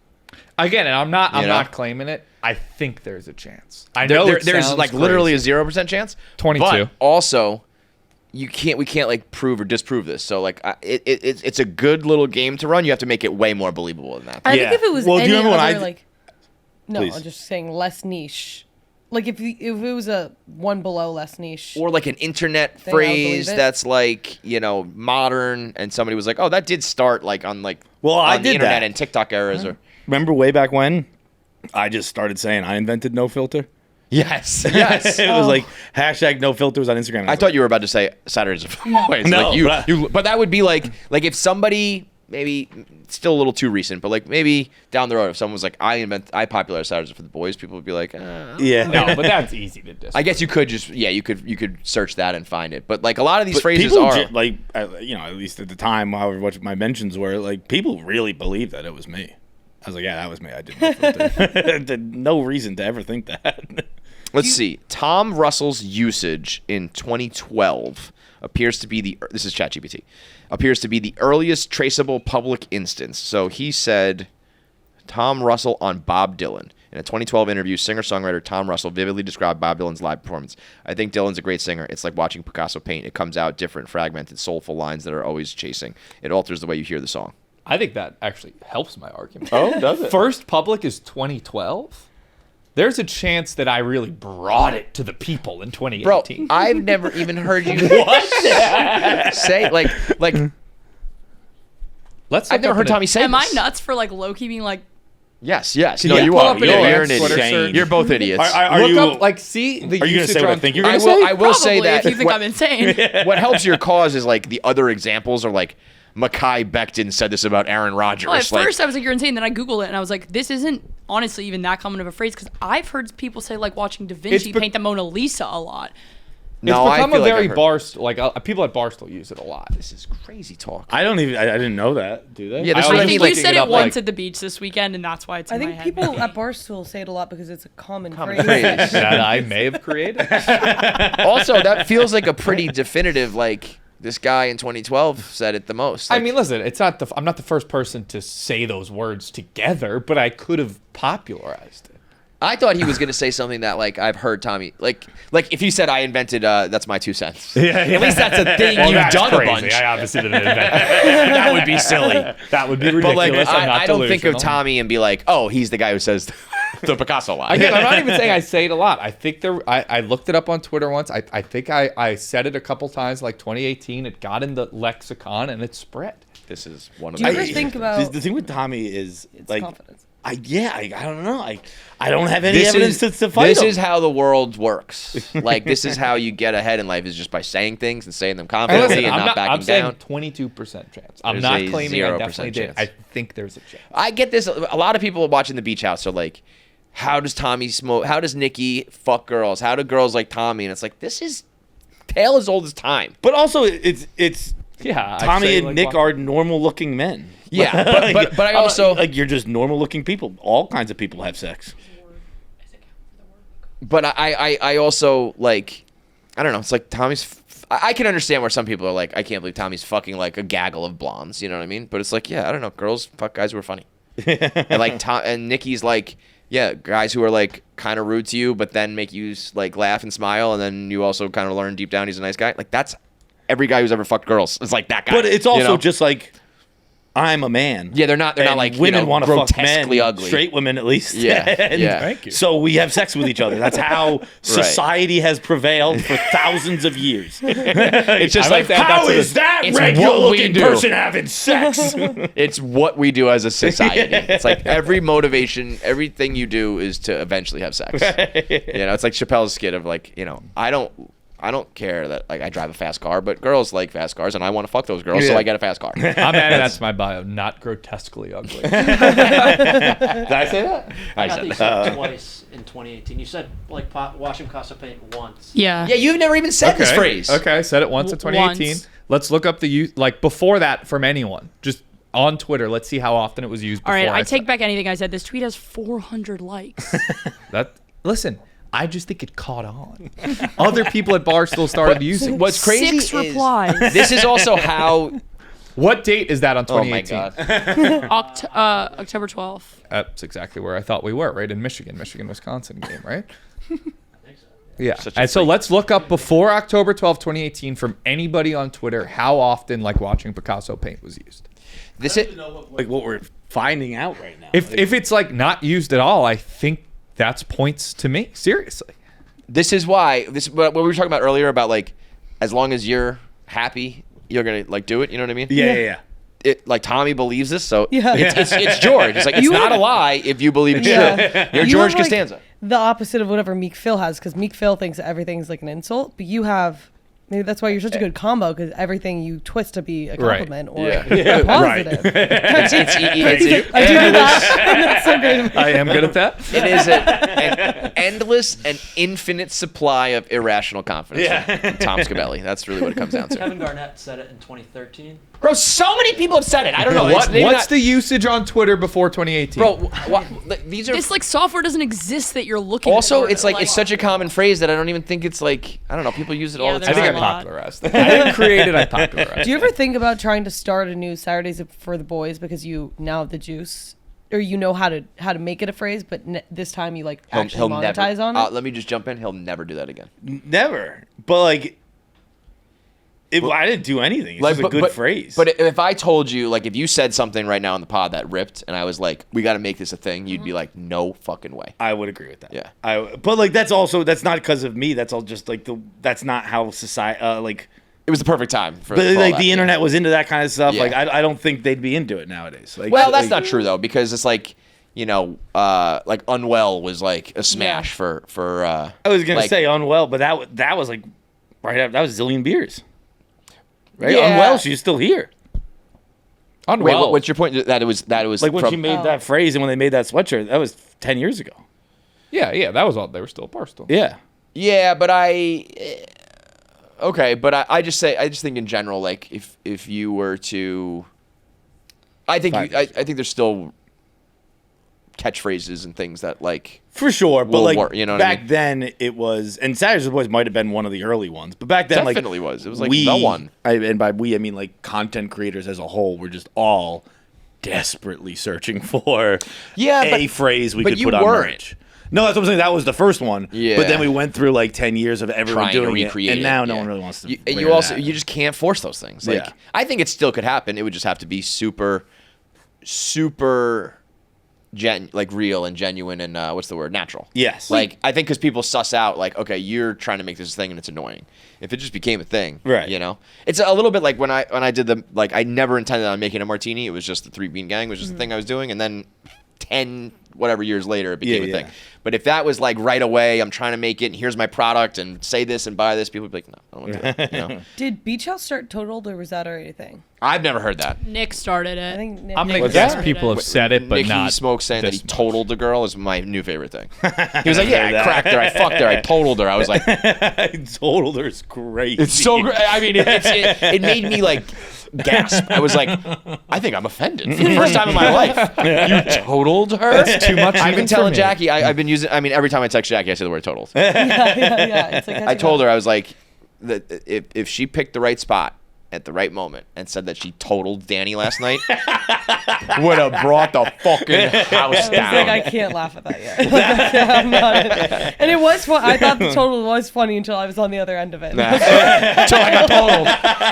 Like, oh, this doesn't feel that good. So. Wait, what doesn't feel good? No. Clip that. Here's a question: where do you and Danny stand going into this weekend? Is it like we're just gonna keep hooking up every night, or?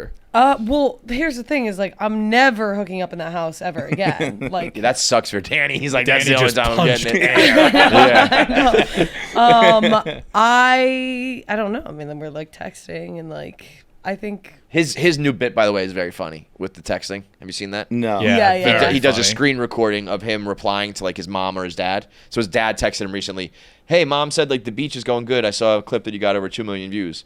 And then he proceeds to write. You see him type out like a whole paragraph of like in-depth describing what's going on with Nikki and Jackie and the show. And then he deletes it all and just says like, haha, cool. And he does it to his mom and his dad. It's very good. It's very funny. That is how like I was talking to my dad last night and he was exactly that. He's like, so you excited? I was like, it's good. Yeah, I know. Well, speaking as a dad, like I'm sure Danny's dad would have loved for him to just send that actual text. Yeah. Like, let's actually talk about this. Like, I don't want the okay, haha, you know? How was school today? Good. Yeah, I mean, I was FaceTime with Keegan. They're down at the beach right now, and I was FaceTime with the other day, and like, we were talking for like 2 seconds. I told him I would buy him some Robux, and then as soon as I bought them, he was like, okay, bye. I was like, great. Love you too, son. How about this? Why do you guys have to all go to the same place at the same time? You guys haven't split up like at all. I think there might be plans for that. Oh, there are, yeah. Because I was like plans like they're making you, or just plans like I just thought it would be like we're going to the beach, you're going to the bar, and then you all have a cameraman that follows you. I and then hadn't even thought about that. It's like you're all in the same place always. I just feel like naturally it might be time to be like. I think that you'll probably get more drama if everybody is together because there's just more I don't know. I think you start I think that's why they're splitting us up. I do think that we might split up at some point this weekend. Like nobody could be like, don't have to worry about the other person being at the bar or whatever. That's what I mean. It's also like you could be like, oh my god, Tommy, that guy sucks, and now I can say it because he's not around. Right. Yeah, but I hope no one would be saying that. Are the Chicago people flying back with social people?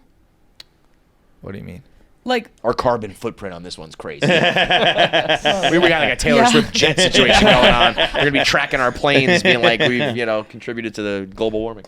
Like I wonder because like there's not really a second for me to even like talk shit on anyone because there's social people around all the time. We travel back with social people, like. Yeah, it's everything. But then Chicago. Oh, so you're saying like get the cast together but without cameras? If the cast is together, if they're all together, hanging out in the airport, like they're probably. Well, if all the social people are going out tomorrow night and it's you, me, and Tommy in the house chilling, we could talk some shit. Probably. True. You know what I like too is it's like the only thing at Barstool that's not like Chicago versus New York. It seems like you guys are all just kind of like. It's not like the Chicago people are like off and like talking shit about the New York people. It's like what's that? So I haven't even been thinking of it while we're there. It's like, right. Is that still that's a thing? Like a big thing. I think it'll always be a thing. Yeah. I mean, there's Chicago people having sex with New York people. That's crazy.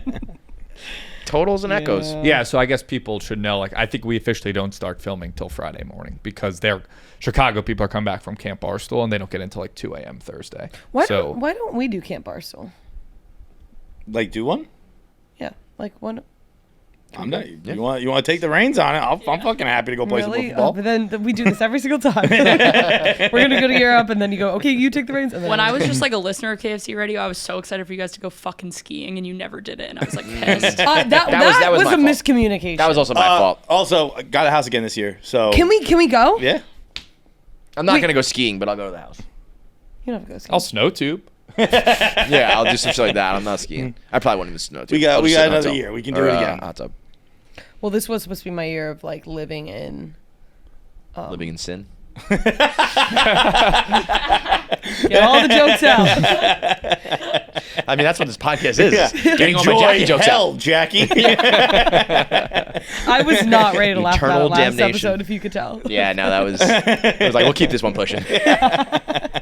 Are you ready now, though? Because I got jokes. Let me check my notes here. Pull up the notes. John gets out his book. A couple of things. It's just like, you're a Got slut. a tight 20. No, you're definitively not a slut. Nobody's really slutting it up. Yeah. Are you the only person who's had sex? Or obviously you had it with somebody. Tommy. Nobody cared. Oh, yeah. Where the fuck was his audio or text? Like, I don't understand. I said I fuck I don't quiet. know if you realize this. There's a double standard when it comes to men and women. That's Tommy's pickup line. Fuck He's like, quiet. this will be like a church mouse. No one's ever going to know. Yeah. You can lie to your friends. Don't worry. It is so weird to like walk in the office after and just be like, wow, like everybody knows I fucked. It's cool. It's cool. It's cool. I meant to bring this up last episode, but I don't think we got around to it. It's a weird thing to have like your value. Like Nikki Smokes like fucking or not fucking like determines whether or not people like him or think he's cool, and they're waiting for it. He's trying to make it happen. That is a weird dynamic. That would be like my nightmare. Did you see that like Dave said he was like, yeah, I don't think that, like Nikki apologized being like, I didn't really bring it. I was supposed to stir the pot. I didn't really stir the pot this past weekend. And this weekend, okay. And then Dave said something like, yeah, like he didn't really stir the pot, whatever. I feel like he's going to come this weekend with like a vengeance. If Dave said that directly, you better be, that pot's going to be. He does every night. Nicky Smokes around 6 p.m. just starts going like this. He goes, it's war mode tonight. Yeah. It's war mode. We're going to war. And then he has like a cigarette and he's like on his phone and he's like sulking. And he does I also, do love Nick. He's quite a character. I get that last weekend was boring, but like, I almost had a sex tape come out. Like, could everyone stop being like, the no boring thing is like, not that it was boring, but just like, no, oh, but cool, that was all get, for nothing. like, you give it a little bit and they just want more and more rather than just being like, I don't know, there's this couple, there's this couple, there's fighting, there's this crazy guy stealing things, Ella's dancing, Tommy's got blondes, Dante's old, Meek Phil's puking. You can't force There's a lot going on. Yeah. Like, the best obviously is real drama, then it's no drama, then it's forced drama. Yeah. Like, Right, I don't want people this weekend to come in and be like, we got to script a fight or something. No, like, I no. think people get drunk. Things will naturally happen, but like even the real Jersey Shore, it's not like every episode they had a blowout Right. fight. There were plenty Right. of episodes where it was just like, I don't know, just kind of funny or whatever happened. Totally. Like, obviously, they like 4 fights the whole show. We just talk about those 4 fights. Right. we had an R-word accusation on night 1, and it's going to be hard to top that. We had on night 1 and night 2. There was 2 R-word accusations. But then and the one before was we couldn't beat the allegations for the life of us. We started throwing on rape pretty willy-nilly. Rape and Nazis just tossed out there these days. All right, let's wrap up. I do want to give a shout out to that's so Laura cool. who drew this picture. Oh yeah, Probably I don't know, probably the best drawing I've ever seen anybody do of a Barstool personality or anything like that. Una didn't even smile. As soon as so Laura is like a longtime listener of ours. She reached out and how long exactly? How many years did she say? Pretty long time. Yeah. How long have you actually like been listening? Probably 4.5 or 5 years. She's probably like right around there at least, I think. I don't know. This is fucking incredible. Yeah. Like that's like my fucking face. That's like my face. That is, I think pencil or charcoal. I asked her. I don't know. She answered me. My guess is charcoal. Like even like the detail on the midnight bean. The bean bottle is like fucking crazy. And Bean like, bottle and mascots. What's up? Bean bottle and mascots. Yeah, was it in there? Oh, I already posted that shit. Hell yeah. I must have missed that. Thank you. Easter eggs. There's a like this is from a picture, and if you put it side by side, it's like this is fucking identical. And I think she does all sorts of other drawing. Let me get her. I told her I was like, you should like draw and sell these things or do like little art projects because this is her name's Laura Sweeney. She is on Instagram. Laura Ween, LoraWeen. She's the girl in the wheelchair. Yes. From Arizona. That's right. That's right. Arizona, Yeah. That's where we at our live show. Yeah. I think when we were on with Gillis, I was like, I think this is the hottest girl ever in a wheelchair. Yeah. And clearly talented as well. So thank you for this picture. And I think she'll do all. So I don't know. These are the things I was like, you should just commission, draw for people and whatever. So go to check out her page, and I think if you want anything drawn, she'll try to do it for you. So What are you gonna do with it? Oh wait. I think it's a little weird because it's just like me. You know what I mean? It's like I don't want to like frame this and be like, look at this awesome picture of me. But I don't know, throw it up in the studio or something. Yeah. It's also the fact that it is Midnight Bean is cool because it's like then I have a connection to it. So one more thing before we go. thank you, Laura. Wait, yeah, I interrupted that. Sorry. No, it's all good. I just go check out her page. She does good art, and I think if you want her to draw something, she'll do it for you. And It's like watching Picasso paint. It's like watching Laura Sweeney paint. Yeah. I don't have anything. Okay, cool. All right. So, Beach House this weekend starts on Friday instead of the usual Thursday. Are you gonna do Sunday again, or is it? No. Okay, we come back Sunday. Yeah. Okay, cool. And if you have not checked out Mascots yet, go check out episode 1. People were asking me what's the schedule. Every Tuesday, 8 o'clock. It's a week to week. None of this newfangled binge shit. You're going to watch it week to week. You're going to talk about it. You're going to find your Easter eggs.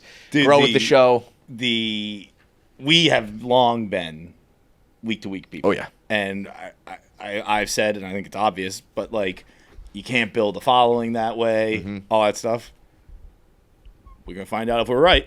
Well, I think specifically for Barstool, so much is like making sure your content stays in the conversation, right? And like, it comes and goes if we dropped it all last night or next week, like within a week or two, it'd be like, oh, football season started or whatever. And also, there's such a like when you binge, I think you miss like good episodes. Yes. It's like when that episode of The Last of Us came out, we like talked about that one. If that was just like if we watched the before and the after and then 2 hours later, you'd be like, oh, which episode was that? Like they all blend together, and that doesn't leave it time. It's a little different with comedies. I also think when this is fully out, binging a half-hour comedy, you can watch all 10 episodes in a night basically if you wanted to. Like there's value in that. But week to week, just to like build it and get the hype, and you have a day and a time that's yours, and all that shit is the way to go for sure. I hope so. I think. And then also, you can do the binge. Like you can't do week to week if you release it as a binge. You can do week to week and then have a binge when the season's over. So you get both eventually. Right. That's very true. In a matter of a couple months, you'll have all the ability to binge it. I wonder if because you know how like it's like the. I'm not gonna be able to phrase this, but you probably grow like more of an attachment to it because it's like the start and stop. It's like, oh, that's why girls like guys who like give them something and they give them nothing, give them a little bit or whatever. So I always wonder leave if, them like, one. We're more negging of the an audience. Yeah, you're like edging them. We're basically, flirting with and, I thought for sure you were gonna try to work in a phrase there. No, I did think it's just not fun anymore Feits, because I'm so stressed out trying to work in the phrase. Do you want to try it? Do you want to just say it? The thing is, I actually had the easiest one. I just forgot it. What was it? It's like fighting in a phone booth, which is why I tried to bring up the fight in Times Square earlier. Wait, fighting in a phone booth was in there? Did I would have never even sleep? batted an eye at that. Yeah, that's a real. I don't even remember writing that. I think I invented that phrase. That's not it. No. Let me see. Let me read it because if it's not even close, that's ridiculous. It's somewhat similar, but not really. Not enough room to swing a cat. What? Now that I would have maybe raised. That's a real phrase. I didn't come up. That's a real phrase. That would be so funny if you were like, I did it. I got you guys. Not even close. Not even close. Not even close. What was your phrase? If I was going to say something, it was going to be about a phone booth. So imagine he was like, I got a cat in a phone booth. I'm fighting. Mine was like kind of like it was like kind of uncomfortable to say. It was like, it's not my dog, but I'll bark if you want me to. that feels like mouth trousers to me too. Okay. Yeah. I'm gonna do easier ones. It's like, it's just gonna be layups. I'm doing easier next week. These were all ridiculous. Yeah. The best ones are like, hard but possible. So do we have any deaths? Wait, sorry. Do you mean moment of silence? Moment of silence, yeah. Moment of silence. Let's just end it. Yeah.